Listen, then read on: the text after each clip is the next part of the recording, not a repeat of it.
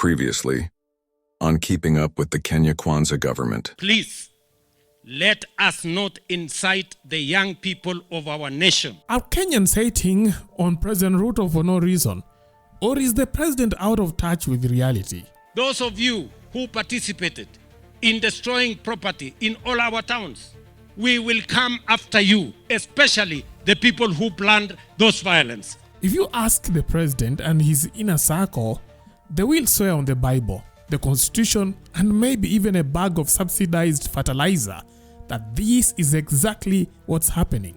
To them, Ruto is not just a president, he is the best president Kenya has ever had. And the nation is simply too blind or too incited to see it. Tunajua sisi tunakupenda sana president kuliko vile unavyojipenda mwenyewe. Kisame kitongan president. Ignore other people talking nonsense because they don't have a responsibility. They have not been given power by anyone. They are not president to anyone. They are just pedestrians like any other person. So no matter what they say or the number of times they speak or they talk, wewe ignore our, sisi hapa nyumbani tunakusupport. Speaking at the 9th edition of the annual Kaptagat Integrated Conservation, Ruto cut the image of a man deeply misunderstood. He rattled off his government's scorecard like a teacher lecturing ungrateful students. Wale ambao munaniuliza maswali, I am ready to answer any question on my commitment to the people of Kenya and the commitments that I made to the people of Kenya. Today, kilimo inasonga mbele. Mbolea ilikuwa bei ghali, tumeteremsha mbolea imekuja chini. Tumezalisha mahindi zaidi. Tumezalisha ngano zaidi. Tumezalisha kahawa zaidi. Tumezalisha miwa zaidi. Tumezalisha majani chai zaidi. We are earning more from tea. We are earning more from sugarcane. We are earning more from coffee. According to President Ruto, Kenya is now Africa's 6th largest economy, up from 8th. The Kenyan shilling, battered and bruised under previous regimes, has been stabilized against the dollar. And if that's not enough to impress you, over 24 million Kenyans are now registered in the new Social Health Authority, dwarfing the paltry 7 million who were signed up under NHIF. Mimi nataka niwaeleze kwa miaka miwili ile uchumi ambayo ilikuwa na matatizo. Wengi walikuwa wameorodhesha Kenya kati ya nchi 6 za Afrika ambazo zitaingia taabani kwa sababu ya madeni. 5 ziliingia shida, lakini Kenya iliokoka kwa sababu tulipanga mambo yetu vizuri. Na sasa watu wa IMF wametangaza ya kwamba Kenya imepiga hatua. Sasa tumetoka kuwa the 8th largest economy, tumekuwa the 6th largest economy in Africa. Kumaanisha ya kwamba uchumi wetu tumedhibiti uchumi wetu. Ilikuwa ni kazi yangu ya kwanza. Mimi niliwaambia I am going to stabilize the economy of Kenya. That is why our currency has come down from being 165 shillings to the dollar. Now it is 129 shillings to the dollar. Tunasonga mbele na kuhakikisha kwamba uchumi wa Kenya inanawiri na tunadhabiti, and that is why we are going to make sure that SHA works for every Kenyan. Kufikia sasa SHA imesajili watu 24.5 million. Ile ya NHIF ya zamani ilikuwa ni watu milioni 7 peke yake. So we have tripled the number of people registered in SHA. Na kila siku wananchi zaidi ya 40,000 wanajiandikisha kwa SHA. To President Ruto, these are feats worth fireworks and ululations. But here's where things get spicy.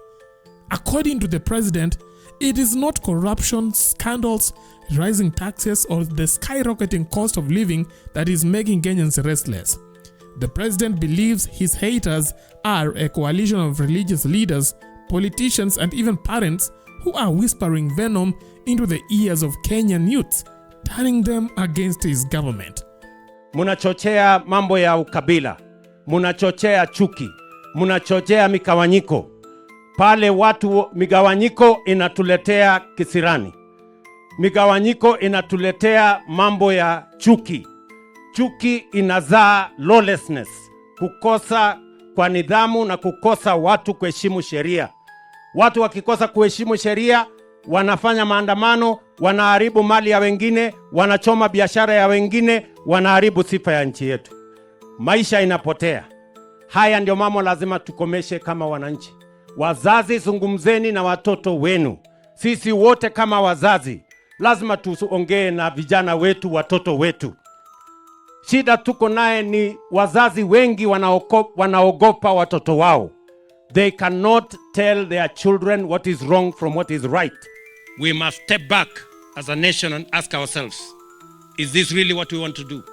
In his mind, were it not for this incitement, Kenya today would be a peaceful paradise. Tourists would beam about Kenya's calm streets, not viral videos of angry youths toppling barricades. That the world wouldn't see a violent country, but a nation basking in Ruto's reform. Munataka mambo ya vita iendelee Kenya hii? Munataka mambo ya mali kuchomwa Kenya hii? Ama maisha ya wananchi kupotea?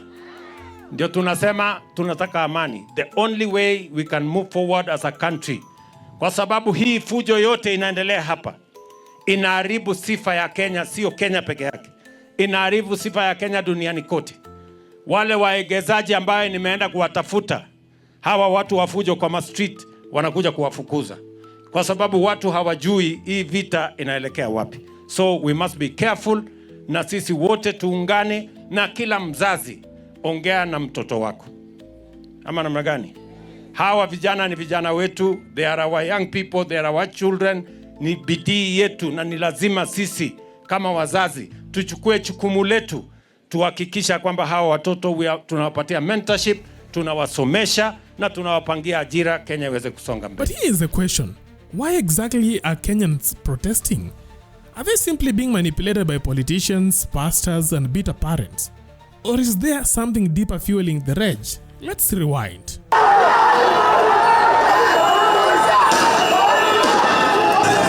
Before the Gen Z uprising, President Ruto was warned, and the warning didn't come from his so-called haters.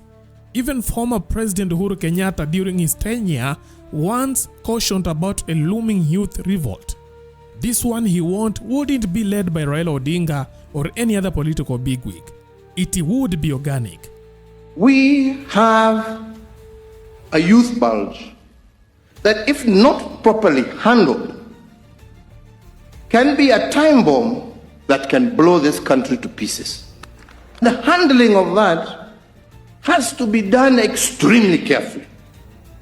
Extremely carefully. That is not a problem of this community or that. It affects us all. But how we manage it, we must manage it very carefully. Nairobi Senator Edwin Sifuna later echoed the same prophecy.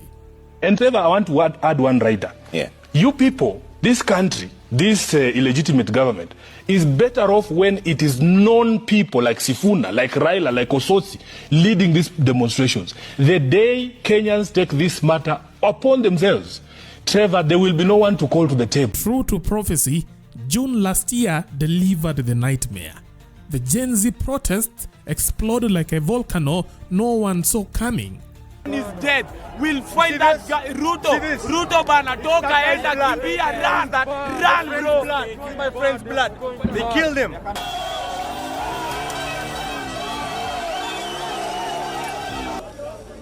Unlike Raila's Azimio-led demonstrations, these protests were leaderless, tribeless, and jobless, and absolutely fearless. They stormed Parliament, shook State House to its foundations, and screamed one demand: Ruto must go.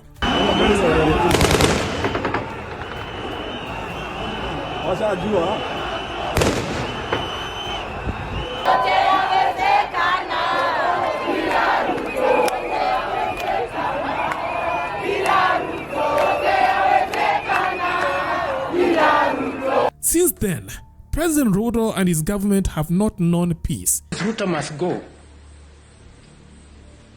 Tell me how you want me to go. What? You know, I mean, let's be honest with ourselves. What do you mean? What do you mean by Ruto must go? There are very few fools in Kenya. Persuade us. If you persuade us, you know, I can also go and concentrate on farming and help in food security. You know, if you have a better plan, but don't ban the country for heaven's sake. We don't have another country. They have tried everything: arresting influencers, detaining political figures, pointing fingers at shadowy foreign funders. But every move leads to a dead end. The problem we were facing yesterday is not about justice. It's not even justice about families who lost their loved ones. It's not even about genuine expression of views by citizens. It was just purely politics. They even brought Raila Odinga into the fold with the hope that Baba, the perennial protest maestro, could calm the situation. Yet the Gen Z tsunami only grew louder. This nation is not for individuals. This nation is not for individuals. We are the Kenyans. We live as the Kenyans. Cornered and frustrated, Ruto has now turned his sights on religion and the family unit, accusing parents and pastors of planting seeds of rebellion in the hearts of Kenyan youths. Leaders, religious leaders, political leaders, please let us not incite the young people of our nation into situations that violence, lawlessness, destruction of property, loss of life become the order of the day. But here's the real question. Are Kenyans really being manipulated into hating Ruto? Or are they simply fed up with the high cost of living, shrinking opportunities, and a government that looks increasingly out of touch? What are your thoughts? Leave your thoughts in our comment section. That is it for now. Thanks for watching. Let's meet next time. Bye-bye.